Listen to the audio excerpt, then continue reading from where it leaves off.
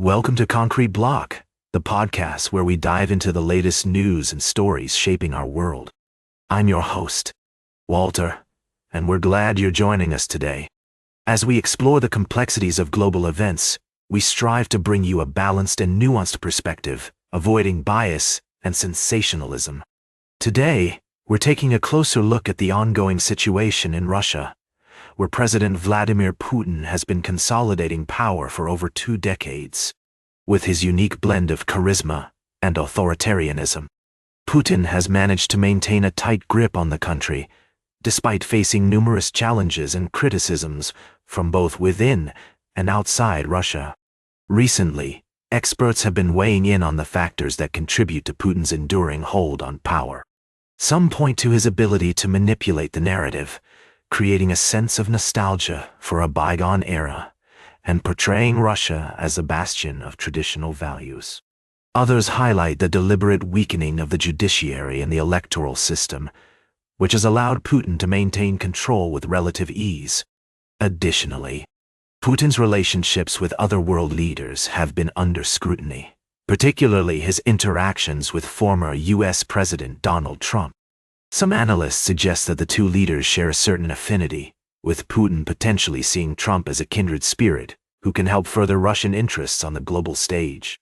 It's also worth noting that Putin has surrounded himself with a circle of influential advisors and business leaders, often referred to as his shadow cabinet. These individuals have significant economic interests and have been awarded lucrative state contracts, which has raised questions about corruption and the concentration of power in Russia. As we continue to monitor developments in Russia, it's essential to consider multiple perspectives and avoid oversimplifying the complexities of this multifaceted story. We'll be keeping a close eye on how events unfold and exploring the implications for global politics and international relations. We'll be right back with more of today's top news on Concrete Block. Welcome back to Concrete Block.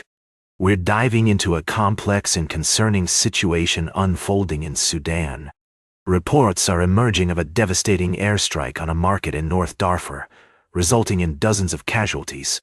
The United Nations and local rights groups have confirmed the attack, which occurred late Monday in the town of Tora, about 40 kilometers northwest of El Fasher city. Now, details are still coming in, but it's essential to acknowledge that this incident is part of a larger, nearly 2-year-long civil war in Sudan. The conflict involves the Sudanese armed forces and the paramilitary rapid support forces, with both sides accused of serious human rights violations. The situation on the ground is dire, with 12.9 million people displaced since the conflict began in April 23, according to the United Nations. We want to emphasize that Concrete Block strives to provide balanced and unbiased reporting. We're not taking a stance or assigning blame, but rather aiming to shed light on the humanitarian crisis unfolding in Sudan. The attack on the market in North Darfur is a stark reminder of the devastating consequences of conflict on civilians, who often find themselves caught in the crossfire. As we continue to monitor the situation, it's crucial to recognize the complexities at play. Both sides have been accused of targeting civilians, and the international community must come together to demand accountability and work towards a peaceful resolution. The people of Sudan deserve our attention, support, and commitment to finding a way out of this protracted conflict.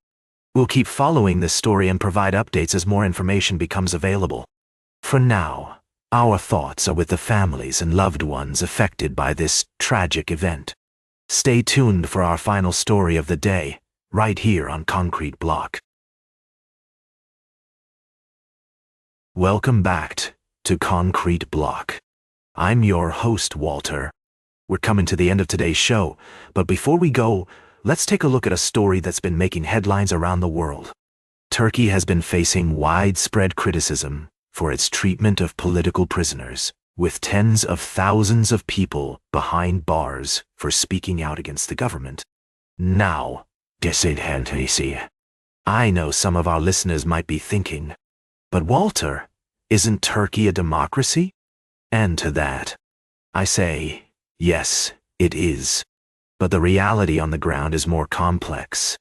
The country has been cracking down on dissenting voices, and many people are being arrested and imprisoned for simply exercising their right to free speech.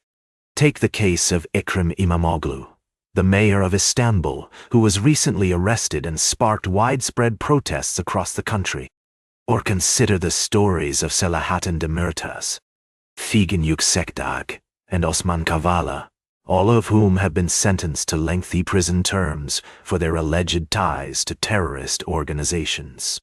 It's a difficult situation, and one that raises important questions about the balance between security and freedom. On the one hand, governments have a responsibility to protect their citizens from harm.